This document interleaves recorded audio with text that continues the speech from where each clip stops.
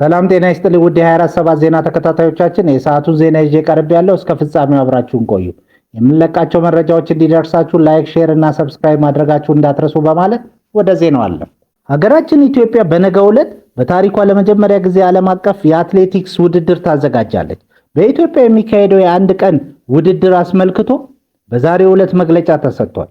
በመግለጫው የተገኙት የኢትዮጵያ አትሌቲክስ ፌዴሬሽን ፕሬዝዳንት ስለሺ ስህን ውድድሩ ለኢትዮጵያውያን ትልቅ ድል ነው ብለዋል። ውድድሩ ጅማሮ እንጂ የመጨረሻው አይሆንም ያሉት ስለሺ ስህን በቀጣይ ትልቅ ደረጃ ያለው የአትሌቲክስ ውድድር ለማዘጋጀት እየሰሩ መሆኑን ጠቁመዋል። የዓለም አትሌቲክስ የውድድር ኃላፊ ፒርስ ኦካላጋር በበኩላቸው ለመጀመሪያ ጊዜ በመታዘጋጁት ዓለም አቀፍ ውድድር ያሳያችሁት ጥረት አስደናቂ ነው ብለዋል። አያይዘውም ኢትዮጵያ በቀጣይ ትልቅ ውድድር እንድታዘጋጅ ድል እንደሚሰጣትና ለማዘጋጀት በመታሰባቸው ውድድሮች የዓለም አትሌቲክስ እገዛ እንደሚያደርግ ተናግረዋል። የባህልና ስፖርት ሚኒስትር የስፖርት ዘርፍ ሚኒስትር ዴኤታ መኪዩ መሐመድ በበኩላቸው ኢትዮጵያ ይህንን ውድድር ማዘጋጀቷ ትልቅ ጥቅም እንዳለው ተናግረዋል። ኬንያዊ የአፍሪካ የ100 ሜትር ፈጣን ሯጭ ፈርዲናንድ ኦማኒያላ በሰጠው ቃል አፍሪካ አጭር ርቀት ላይ በደንብ ከሰራች ለውጥ ማምጣት ይቻላል ብሏል።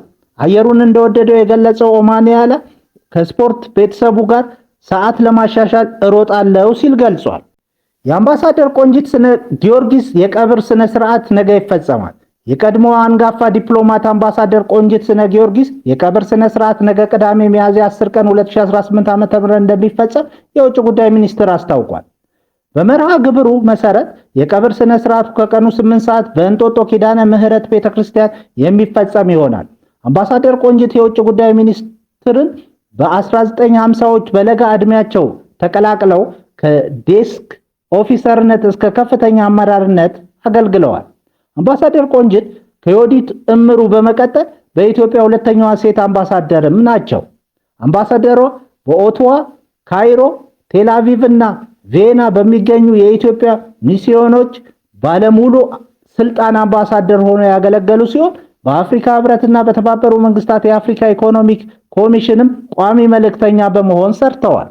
በሌላ ዜና የኢራን እስላማዊ አብዮት ዘብ እስራኤልና አሜሪካ የተኩስ አቁም ስምምነቱን ከጣሱ አፋጣኝ እርምጃ እንደሚወሰድ በጥብቅ አስጠነቀቁ።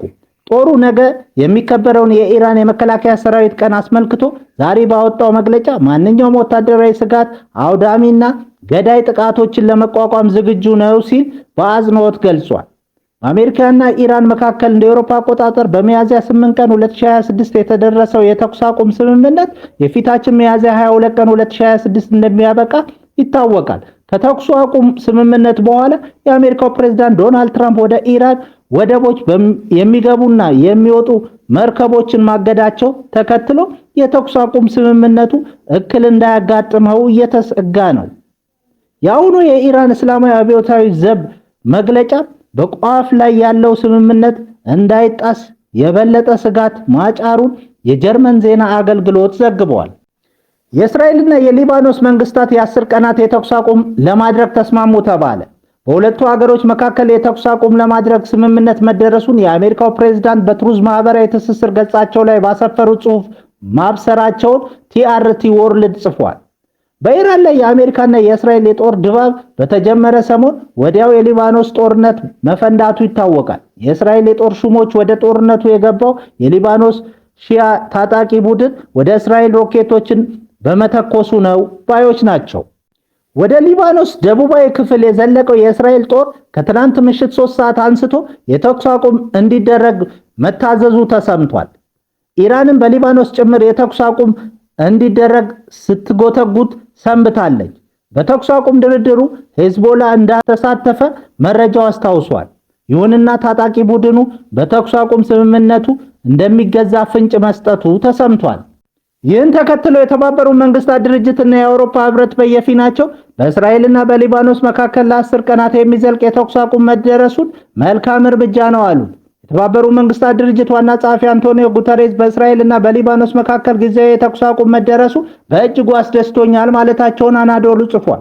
ከእንግዲህም ዋነኛ ትኩረት ሊሆን የሚገባው የተኩስ አቁሙን ወደ ዘላቂ ሰላም ማሸጋገሩ ሊሆን ይገባል ማለታቸውም ተሰምቷል።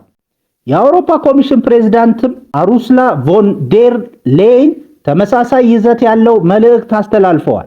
የተኩስ አቁም ጊዜያዊ እፎይታ እንደሚሰጥ የጠቀሱት የአውሮፓ ህብረት የበላይዋ ወደ ዘላቂ ሰላምም እንዲሸጋገሩ ጠይቀዋል። የሊባኖስ የግዛት አንድነትና ሉዓላዊነት ሊከበር ይገባል ማለታቸውን መረጃው አስታውሷል። አሁን በደረሰ ዜና ሆርሙዝ ሰርጥ ለቀረው የተኩስ አቁም ጊዜ ሙሉ በሙሉ ተከፈተ። የሆርሙዝ ሰርጥ ለቀረው የተኩስ አቁም ጊዜ ሙሉ ለሙሉ ክፍት እንደሚሆን የኢራን የውጭ ጉዳይ ሚኒስትር አባስ አራግቺ አስታውቀዋል። አራግቺ ሊባኖስ ውስጥ በተደረሰው ተኩስ አቁም መሰረት በሆርሙዝ ሰርጥ በኩል የሚደረግ የሁሉም የንግድ መርከቦች ጉዞ ለቀሪው የተኩስ አቁም ጊዜ ሙሉ በሙሉ ክፍት እንዲሆን ታውጇል ብለዋል።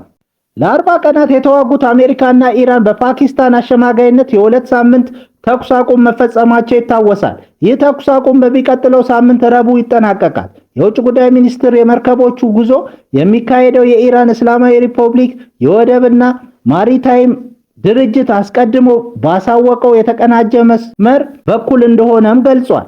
ለኢራን ውሳኔ ምላሽ የሰጡት የአሜሪካው ፕሬዝዳንት ዶናልድ ትራምፕ ኢራን የሆርሙዝ ሰርጥ ሙሉ በሙሉ ክፍት መሆኑን እና ለሙሉ ጉዞ ዝግጁ መሆኑን አሁን አስታውቃለች፣ አመሰግናለሁ ብለዋል።